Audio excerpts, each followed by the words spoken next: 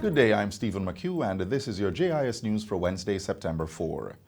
Jamaica will be welcoming new flights out of South America and Russia, helping to increase stopover arrivals and tourism revenue for the calendar year.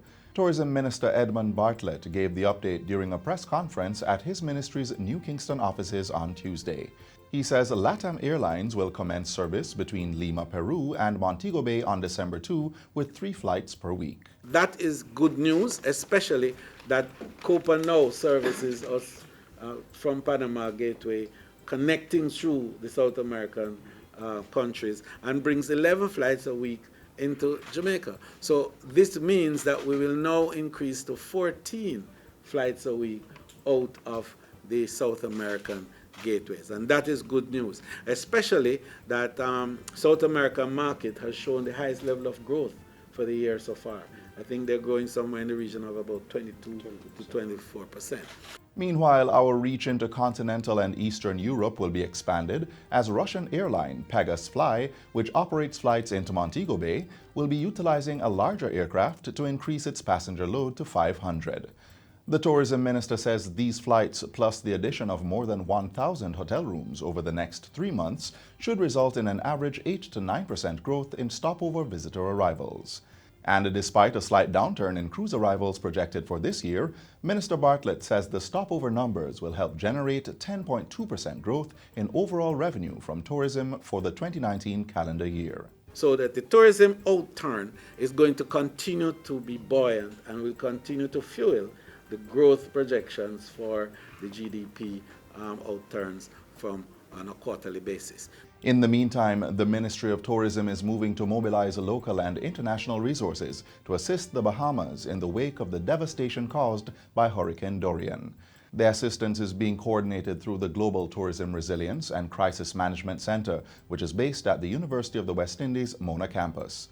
The Tourism Ministry will also be lobbying for further support for the Bahamas from the international community.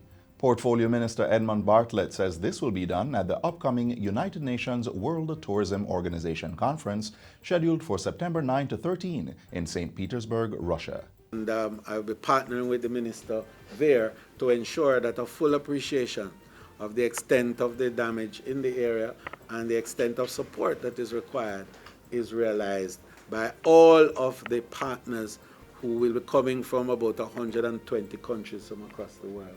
Minister Bartlett says the Sandals Foundation, which had already started to mobilize its own response, has agreed to partner with the ministry. Dorian is one of the most powerful Atlantic storms on record, hitting the Bahamas late Sunday evening as a Category 5 system. In its wake, at least 5 people have been reported dead, while hundreds of homes and infrastructure have been destroyed. In other news, government is pledging more assistance for the farmers of Flagham and St. Elizabeth, whose crops were razed by a fire recently. The Ministry of Industry, Commerce, Agriculture and Fisheries will be providing $5 million to purchase grass as mulch to aid the resuscitation of the farmlands.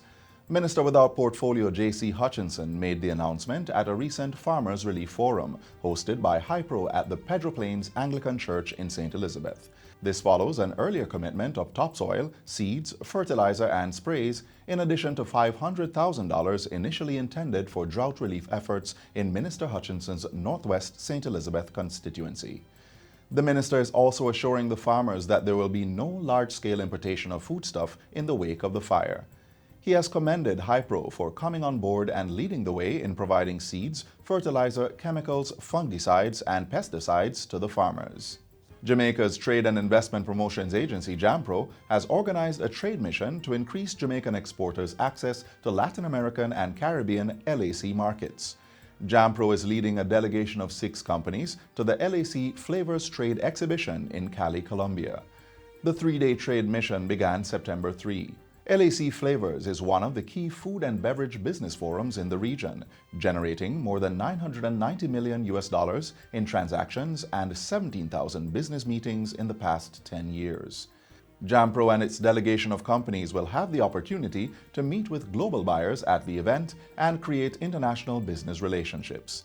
The delegation will also attend a workshop where agencies from the region will share their experiences in developing digital platforms for small and medium-sized enterprises that want to increase their exports. JAMPRO's president, Diane Edwards, says the agency wants to see more Jamaican manufacturers exporting to regional markets. This, she says, will further diversify their international reach and decrease the reliance on markets like the USA, United Kingdom, and Canada.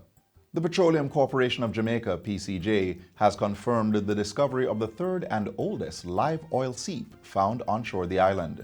An oil seep is a natural leak of crude oil and gas that migrates up through the seafloor.